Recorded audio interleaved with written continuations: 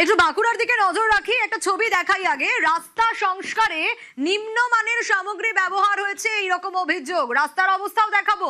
তৃণমূল পরিচালিত পুরসভার বিরুদ্ধে এই অভিযোগ উঠে আসছে। পুরসভার বিরুদ্ধে এই অভিযোগ, তৃণমূল পরিচালিত পুরসভার বিরুদ্ধে রাস্তা সংস্কারের ক্ষেত্রে ব্যবহার করা হয়েছে নিম্নমানের সামগ্রী, অভিযোগ এমনটাই। তৃণমূল পরিচালিত পুরসভার বিরুদ্ধে এই অভিযোগ, পুরসভার বিরুদ্ধে কাটমানির অভিযোগ করছে বিজেপি। আরো বিস্তারিত দেবব্রতর কাছ থেকে জানতে পারবো। দেবব্রত, একদমই দেখো, বিষ্ণুপুর শহরে 5 নম্বর ওয়ার্ডের রূপকথা সিনেমা মোড় থেকে কুতকুদা বাজার পর্যন্ত একটি রাস্তা হচ্ছে, পিচের রাস্তা।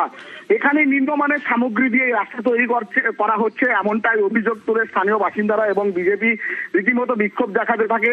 তাদের অভিযোগ যে বরাত পাওয়া যে সংস্থা রয়েছে, সেই সংস্থার কাছে টেন্ডারের যে কপি, সেই কপি দেখতে চেয়েছিল, কিন্তু সেটা দেখানো হয়নি।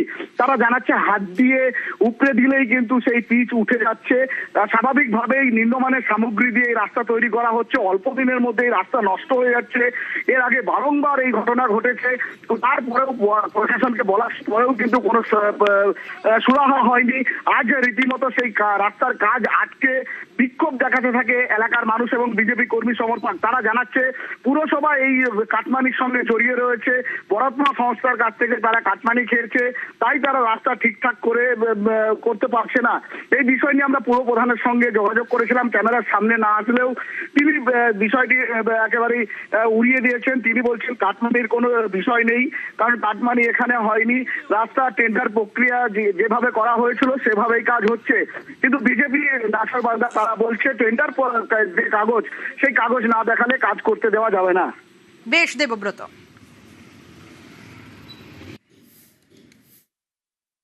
পৌরসভার দায়িত্ব নেই যে সাধারণ মানুষকে সার্ভিস দেবে, কোনো কাগজ নাই বলে দিচ্ছে। আমরা কাগজ দেখাক, কাটমানির যুগ শেষ। আমরা প্রত্যেকে চাইছি সততার সঙ্গে কাজ হোক, কাগজ দেখাক, আমরা কাজ করব। যদি ধুলো দিয়ে আছে ধুলোই হোক না, কাগজে লেখা দেবে যে ধুলো দিয়ে রাস্তাটা হচ্ছে। এখানে ওয়ার্ডের কাউন্সিলর বাড়ি বসে আছে, উনি একবার আসে, ফোন করে কাগজ আসে না, উনি ঘরে বসে আছেন। তার দায়িত্ব এখনো আছে, উনি এখনো কাউন্সিলর এখানে।